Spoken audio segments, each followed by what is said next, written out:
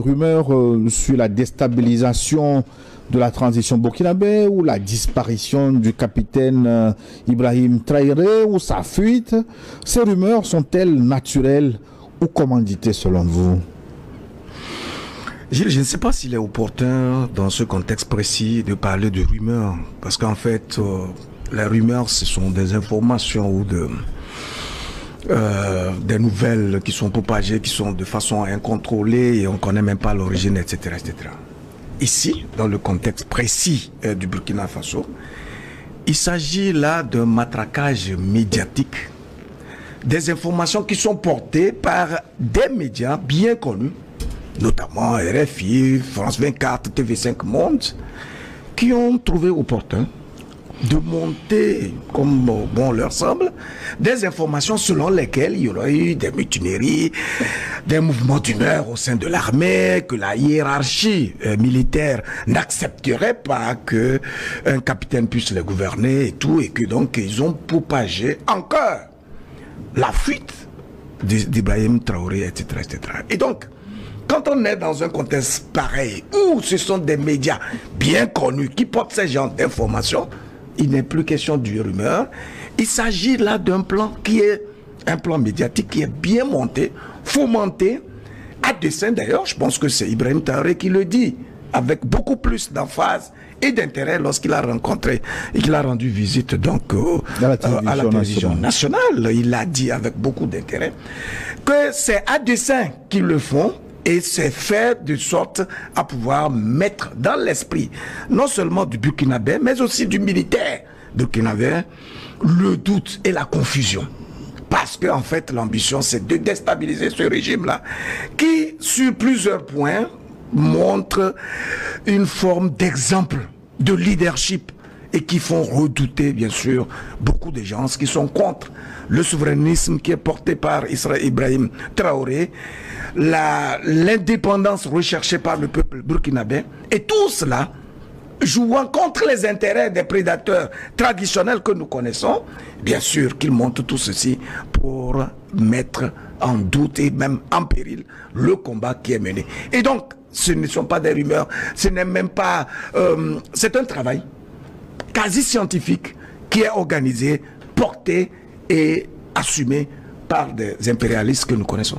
Son Excellence Sogoyou Kegwe, pour Luc Kabaki, il s'agit d'une propagande organisée pour déstabiliser le Burkina Faso. Vous souscrivez pour cette hypothèse? Bien sûr, il s'agit des médias français. On sait ce que ces médias français ont joué comme rôle en 1994 dans les massacres au Rwanda avec la fameuse radio des 1000 collines.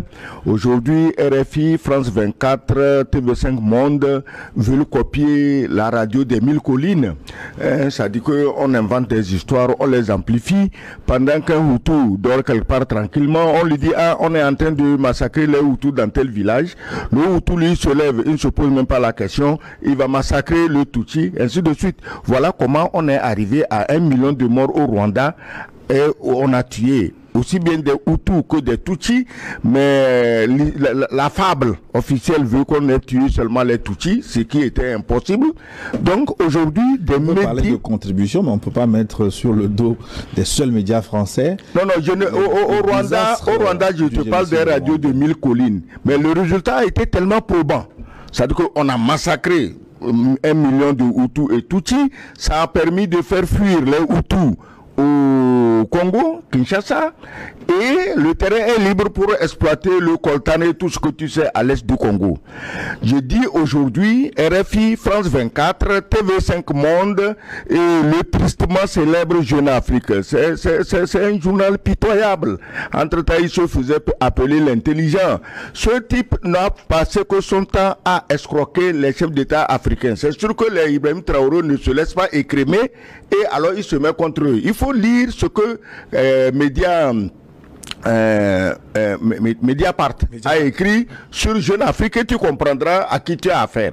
Donc tous ces gens-là se sont mis dans la logique de la radio des 1000 collines. C'est sûr qu'ils ont fait venir des experts du Rwanda dans les studios de France 24, de Jeune Afrique, de TV5 Monde, de RFI pour leur apprendre comment on peut intoxiquer et soulever un peuple, hein, les uns contre les autres. Sinon, tu ne trouves pas que c'est honteux, scandaleux, qu'au moment où tous les médias censés du monde sont en train de diffuser l'UEFA, la Coupe d'Europe des Nations, que des médias se mettent à inventer des coups d'État, se mettent à inventer des massacres, se mettent à inventer la fuite d'un président. Donc eux, la Coupe des Nations européennes, ça ne leur dit rien. C'est la mort de Traoré, c'est la fuite de Traoré, c'est la rébellion de l'armée, c'est l'attaque des terroristes. Tu t'imagines que France 24 fait même un reportage en direct d'une attaque terroriste.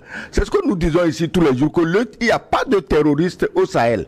C'est les mercenaires que la France a recrutés pour inonder ces pays, et les a recrutés comment? Depuis qu'elle s'est mise à assassiner le président Kadhafi, et ils ont pris et les armes et l'argent de Kadhafi, et tous ceux qui se promenaient là-bas sans objectif ont été recrutés, et c'est ça qu'on appelle terroristes djihadistes. Il n'y a rien de ça. La preuve, c'est que la seule source que détiennent ces médias, ils citent les sources terroristes. Tu t'imagines? Une radio normale, une télévision normale, qui donne une information et qui cite comme source des djihadistes. Ça veut dire qu'il n'y a pas de djihadistes. C'est leurs mercenaires sur place et à qui ils ont envoyé des communicants professionnels. On leur dit, il faut massacrer et femmes et enfants. Nous, on se chargera de convaincre l'opinion nationale et internationale que c'est les soldats burkinabés. Mais c'est ignorer même, tu vois, c'est ce que j'ai dit tous les jours. Quand les gens racontent une histoire, ils ignorent le début. Mais les soldats burkinabés, les VDP, ils se battent contre quoi? Ils se battent contre les gens qui massacrent les femmes et les enfants. Mais aujourd'hui, par un tour de cache-cache des médias hautement toxiques, ces médias qui sont en train même de tuer le peuple français avec des mensonges. Regarde ce qui se passe en France. Aujourd'hui, la France elle-même, le peuple français est en train de se réveiller, de se rendre compte que France 24, LCI, que c'est du bidon. C'est du bidon, c'est du mensonge, c'est de la manipulation. Ils font une manipulation que même les journaux comme la Pravda, le quotidien soviétique, je ne dis pas russe, ou Grama, le quotidien cubain au temps de la guerre froide. Mais ce que les médias français font aujourd'hui est tellement honteux que Pravda et Grama auraient honte en les regardant. Donc, ils citent comme source les terroristes. Ça confirme ce que nous disons. C'est eux qui ont envoyé les terroristes. Ils sont obligés de faire leur communication. Maintenant, les terroristes n'ont plus de motif. Alors on dit, les terroristes ont attaqué parce que l'armée burkinabé a tué des civils. Au Bataclan, quand les terroristes ont attaqué, est-ce que l'armée française avait tué quelques civils? Au Crocus, en Russie, dernièrement, est-ce que c'était aussi pour venger des massacres de civils par les Russes? Ces gens sont incohérents. Ils ont la mémoire tellement aplatie, tellement maigrichonne, tellement rachitique. Quand ils parlent, plus souvent ils parlent parce que bon, ils savent qu'en Afrique, nous, on ne suit pas, hein, on n'a pas la mémoire. L'Africain, il est là, le matin, il a bu la bière, il a mangé, il est content. Africain, bien mangé, il est content. Hein, il y a bon banania, Africain danse. Et les ya bon banania burkinabés sont rassemblés où? En Côte d'Ivoire. C'est de là qu'avec le soutien de ces médias toxiques français, ils veulent déstabiliser le jour. Mais politiquement, les burkinabés sont des gens tellement mûrs que ça m'étonnerait que ce soit des petits rigolos qu'on a cachés dans des villages malsains en Côte d'Ivoire qui arrivent à déstabiliser la Côte d'Ivoire, même avec l'aide de tous les médias français, parce qu'aujourd'hui, la chose la plus commune, la plus acceptée, c'est que personne ne fait confiance aux médias français, à commencer par les Français eux-mêmes. J'ai pas compris le raccourci ouvrier, mais je vous redonner la parole tout à l'heure. Oui. Louis Kabaki, mais on ne peut pas dire quand même, sans faire l'avocat du diable, que tout ce qui a été dit là a été inventé. Il y a quand même une roquette qui a quitté la présidence pour tomber dans la cour de la radio-télévision burkinabé RTB. Oui, justement. Quand une roquette tombe, la vocation du journaliste, c'est de quoi? C'est d'abord de constater le fait et de comprendre les causes. Je crois que le b.a.-ba du journalisme, c'est de nous dire qu'est-ce qui s'est passé, où quand et comment. Ça, c'est les béabas. Quand on veut former quand même un journaliste, on lui dit que sa fiabilité, sa crédibilité tiendront nécessairement de la véracité des faits qu'il évoque, avant éventuellement d'en rajouter des commentaires éventuels.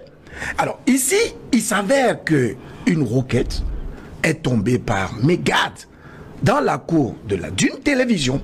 Et cette télévision elle-même, elle a pris soin de communiquer autour pour dire, bon, il y a eu un incident de cette nature-là. Vous qui n'êtes pas sur les lieux, vous qui n'avez pas pris soin de faire le recoupement nécessaire, vous commencez à propager des informations inventées de toutes pièces, comme si, bon voilà, il y avait une manœuvre consistant justement à renverser le capitaine Ibrahim Traoré, et donc c'est dans la foulée que la requête en question, de façon isolée, serait tombée justement dans la cour de la télévision burkinabé. Vous voyez combien ces médias-là sont devenus tout est totalement maladroit, alors qu'en fait ils savent très bien l'aura dont ils jouissent, c'est-à-dire que ce sont des médias qui sont répandus partout en Afrique, et donc ils sont utilisés comme des instruments funestes de pollution de l'esprit des citoyens africains, notamment burkinabés. Et donc le but il est clair, parce que Ibrahim Traoré quand même est un symbole.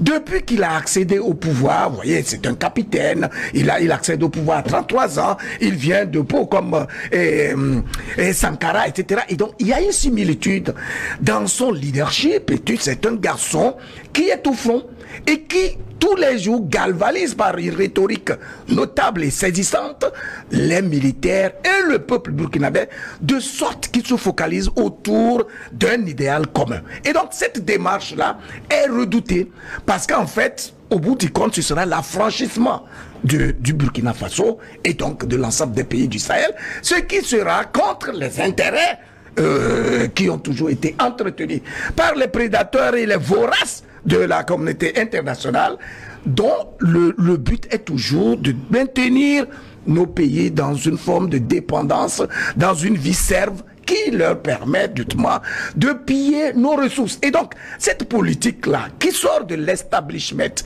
et qui montre que les trois pays de l'AES ont emprunté la voie de l'héroïsme, qui coupe, si vous voulez, avec le conformisme, bien sûr qu'il faut s'attendre à ce terrorisme médiatique dans le but de semer la confusion et de faire en sorte que cette dynamique unitaire qui est enclenchée et qui doit nécessairement aboutir à un résultat probant ne puisse pas avoir lieu. Sogoyou Kegewe, pourquoi les rumeurs persistent malgré les 3 ou on va dire même les 4 sorties d'Ibrahim Keïta, Ibrahim Traoré, d'abord en donnant du sang, ensuite en faisant Tabaski, après il a animé un conseil des ministres, il a rendu visite à la télévision RTB.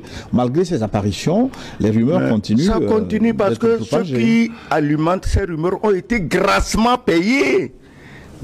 Qu'est-ce que tu veux qu'ils disent aux payeurs? Il faut qu'ils fassent croire aux payeurs que même si ça n'a pas réussi, ça continue, ça va aller. Alors chaque jour, ça va aller. Quand les terroristes sont allés massacrer d'innocents Ivoiriens à Assini, vous vous rappelez, il n'y a pas longtemps, est-ce que c'est parce que des soldats ivoiriens avaient tué des civils quelque part? Non. Alors, je reviens sur les médias français.